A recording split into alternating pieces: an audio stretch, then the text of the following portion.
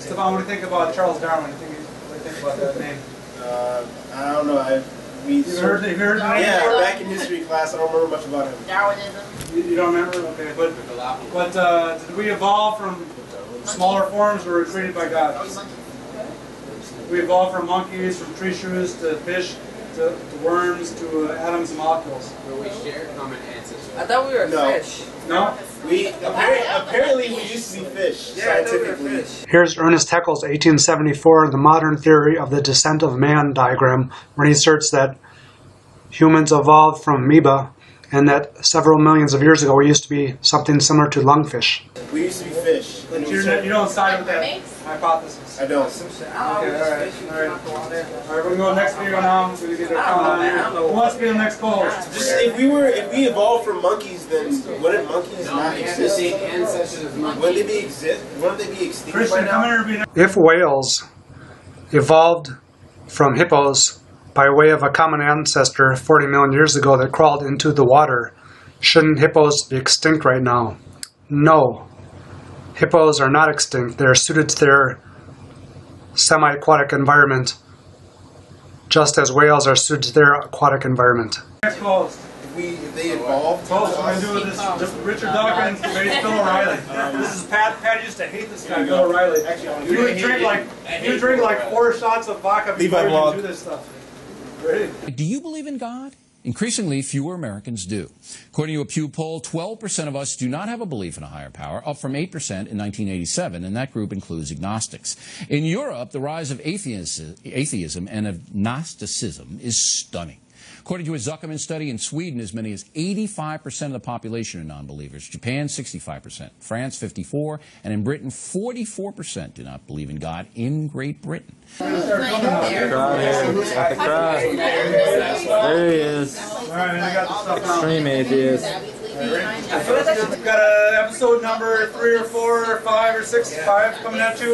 We've got two special guests, Kristen, the almost atheist, and Thor, the atheist. We're going to watch a video debate between Richard Dawkins, and for anybody who doesn't know who Richard Dawkins is, he became famous after DNA was discovered as the chemical component of the evolution. He wrote The Selfish Gene in 1976, and then in 2006 he wrote The God's Delusion.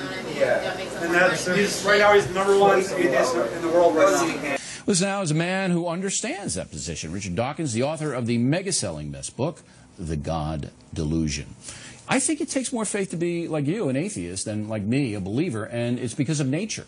You know, I just don't think we could have lucked out to have the tides come in, the tides go out, sun go up, sun go down. Don't think it could have happened.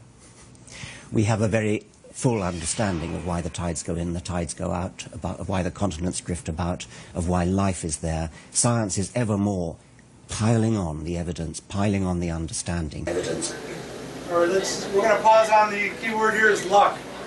The Greek atomic theorists said that if you don't believe in God, everybody formed from atoms, from blind random checks, accidents. And luck is the key word here, but that's a loaded word. Maybe you're just lucky. I've always found that the harder I work, the more luck I seem to have.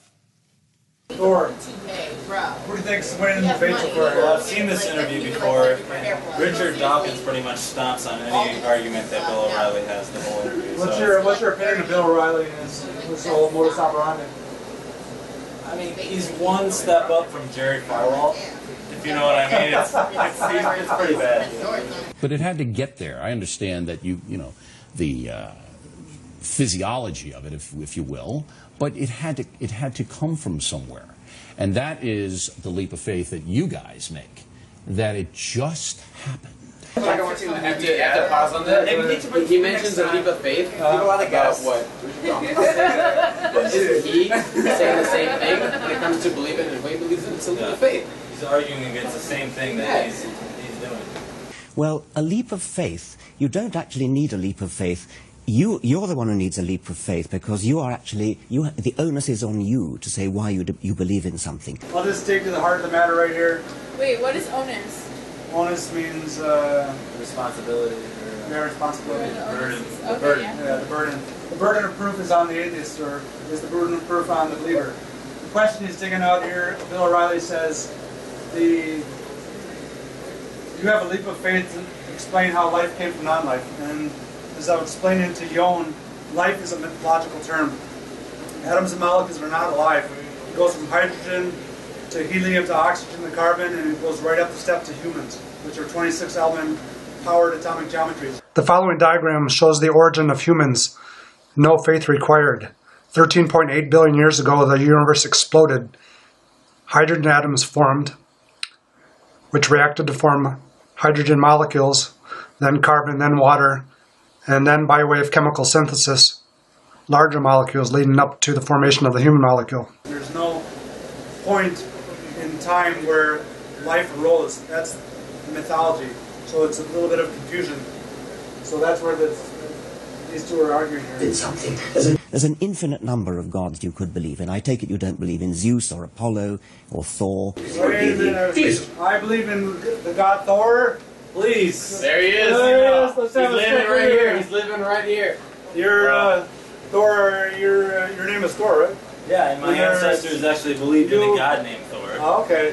Which is just as believable to me as any Judeo-Christian guy. Let's have a toast to that. Why not? Let's have a toast to King Where's Thor. Where's the hammer? Get Garner out. Ramson, come here and have a toast with us. Where do you stop drinking? Oh, Ramson's he's on rehab right now. He just got out of AA. He's not coming in for the toast. Let's see what else we got here. We got a couple of rehabbers. We got a couple of rehabbers over here. Let's go and so you believe in presumably the Christian God, Jesus. So Jesus was a real guy. I could see him. Yeah. You know, and I know what he did. And so I'm not positive that Jesus is God, but I'm throwing in with Jesus rather than throwing in with you guys, because you guys can't tell me how it all got here. You guys don't know. We're working on it. Physicists are working. When you get it, then maybe I'll listen. Yeah. Well, no, I mean, if you look at the history of science over the centuries, the amount that's gained in knowledge each century is stupendous. In the beginning of the 21st century, we don't know everything. We have to be humble. I have to say something. When there was a time when everybody in the world could tell you the world was flat.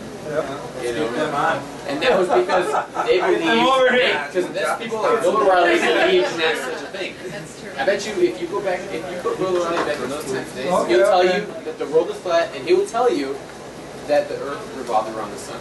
Okay, I can... or the sun revolved around the earth. I agree with you 100%. You know what I'm saying? We have to, in humility, say that there's a lot that we still don't know. And, you know, being humble is a Christian virtue. Well, so there you go. Of course it is. All right, when you guys figure it out, then you come back here and tell me, because until that time, I'm sticking with Judeo-Christian philosophy and my religion of Roman Catholicism, because it helps me as a person. That's different. If it helps you, that's absolutely. Great. And but that doesn't mean it's true. Well, it's true for me. You see, I believe... You mean true for you is different from true for anybody else? How can something be true for you? Because I can't Something's either got to be true or not. I can't... No. I can't prove to you that Jesus is God. So that truth is mine and mine alone. But you can't prove to me that Jesus is not.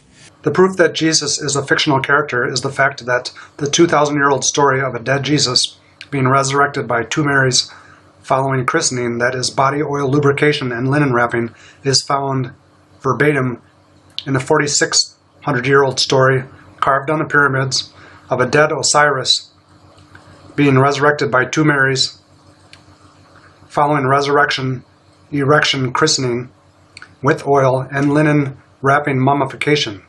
Because the latter is based on the former, which is but fiction, it too is therefore fiction. So you have to stay in your little belief system. You can't prove that Zeus is not. You can't prove that Apollo is not. Or I saw Apollo, man. He was down there. He's not looking good. Now, we also differ in the sense that you feel that religion has been a bane, B-A-N-E, to civilization, and I feel atheism has. And I will point to the worst mass murderers in modern times: Hitler, Stalin, Mao, and Pol Pot. All confirmed atheists. all people who wanted to wipe out religion. We play our strongest card. 6. Hitler was an atheist, and he was an evil prick. So how could atheism be true? And look where being an atheist will get you. And we don't need to worry about small facts, like Hitler made numerous references to God in Mein Kampf. Every Nazi soldier had the phrase God with us on their belt. 2/3 of all Nazis, including their leaders, were active Catholics. Now, I know you can point to the Crusades, and you can point to Al-Qaeda right now.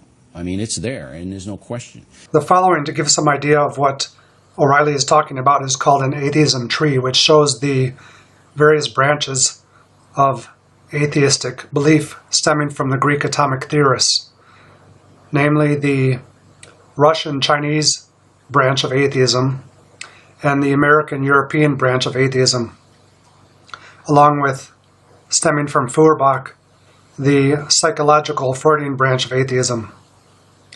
The communistic version of atheism, which O'Reilly points out has resulted in death tolls nearing 100 million people. But I say I'm thrown in with the founding fathers of the United States, which saw religion, spirituality, as a moderating influence, as a good thing if people embrace the true tenets. Go ahead. The founding fathers of the United States were secularists above all. So some of them were religious, some of them were not, but they were above all secularists who believed in keeping church and state They separate. had to because of the oppression in Europe. That was what they were, Right. precisely. I mean, The founding fathers of the United States, namely the second, third, and fourth presidents, established the U.S. Constitution without use of the word God, and asserted that in no sense is the government of the United States founded on a Christian religion, that we are to question with boldness even the existence of God, and that the separation of powers is based on Newtonian physics, not on the Bible.